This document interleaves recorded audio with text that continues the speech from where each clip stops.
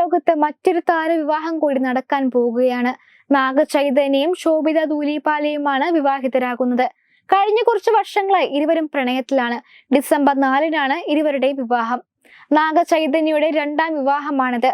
നടി സാമന്തയുമായുള്ള ആദ്യ വിവാഹ ബന്ധം വേർപിരിഞ്ഞത് സിനിമാ ലോകത്ത് വലിയ ചർച്ചയായതാണ്. ഇതിപ്പോഴും അവസാനിച്ചിട്ടില്ല. ജീവിതത്തിലെ പുതിയൊരു ഘട്ടത്തിലേക്ക് കടക്കുമ്പോൾ നാഗചൈതന്യക്ക് പ്രതീക്ഷകൾ ഏറെയാണ്. കുഞ്ഞുങ്ങൾക്കും ഭാര്യയ്ക്കുമൊപ്പം സന്തോഷകരമായ കുടുംബജീവിതമാണ് നാഗചൈതന്യ ആഗ്രഹിക്കുന്നത്. പരമ്പരാഗത മൂല്യങ്ങൾക്ക് പ്രാധാന്യം നൽകുന്നവരാണ് ശോഭിതയും നാഗചൈതന്യയും. ഇരുവരുടെയും വിവാഹ ചടങ്ങുകളെ കുറിച്ചുള്ള വിവരമാണ് ഇപ്പോൾ പുറത്തു വരുന്നത്. പരമ്പരാഗത ബ്രാഹ്മണ ആചാര പ്രകാരമായിരിക്കും വിവാഹമെന്നാണ് പുറത്തു വരുന്ന വിവരം. തെലുങ്ക് ബ്രാഹ്മണ രീതി പ്രകാരമുള്ള 8 മണിക്കൂർ നീണ്ടു നിൽക്കുന്ന വിവാഹമായിരിക്കും ഇവരുടേത്. തങ്ങളുടെ പരമ്പരാഗത രീതികൾക്കുള്ള ആദര സൂചകമായാണ് ഈ ചടങ്ങുകളോടെ ഇവർ വിവാഹം ചെയ്യുന്നത്. യഥാർത്ഥ സ്വർണത്തിന്റെ നൂലിരകളുള്ള കാഞ്ചീപുരം സാരിയാണ് വിവാഹത്തിന് ശോഭിത ധരിക്കുകയെന്നും സൂചനയുണ്ട്.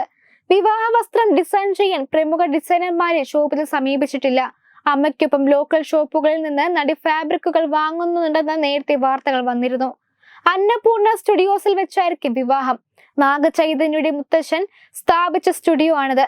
കഴിഞ്ഞ ദിവസം നൽകിയ അഭിമുഖത്തിൽ നാഗചൈതന്യ വിവാഹത്തെക്കുറിച്ച് സംസാരിക്കുകയുണ്ടായി. സന്തോഷവും ഒപ്പം ചെറിയ പേടിയും ഉണ്ടെന്ന് നടൻ തുറന്നു പറഞ്ഞു. തന്റെ മനസ്സിലെ വിടവ് നികത്തുന്ന വ്യക്തിയാണ് ശോഭിതയെന്നും തന്നെ മനോഹരമായി മനസ്സിലാക്കുന്നുവെന്നും നാഗചൈതന്യ കഴിഞ്ഞ ദിവസം പറഞ്ഞു. വിവാഹവും അമ്മയാകുന്നതും തന്റെ സ്വപ്നമായിരുന്നുവെന്നും ശോഭിത ധൂലിപാല നേരത്തെ പറഞ്ഞു. സാമന്തയുടെ ആരാധകർ ശോഭിതയും നാഗചൈതന്യയും കുറ്റപ്പെടുത്തുന്നുണ്ട്. ജീവിതത്തിലെ ഏറ്റവും പ്രതിസന്ധി നിറഞ്ഞ കാലഘട്ടത്തിലൂടെയാണ് സമാന്ത നടന്നു പോകുന്നത്.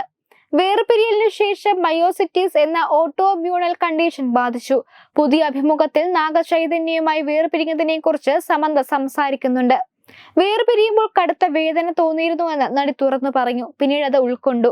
ഞാൻ വിവാഹമോചിതയാണെന്ന് സ്വയം ഉൾക്കൊണ്ടു. എന്നാൽ അതിനർത്ഥം ഒരു മൂലയിൽ ഇരുന്ന് കരയണമെന്നോ വീണ്ടും ജീവിക്കാനുള്ള ധൈര്യം കാണിക്കരുതെന്നോ അല്ലെന്നും നടി ചൂണ്ടിക്കാട്ടി.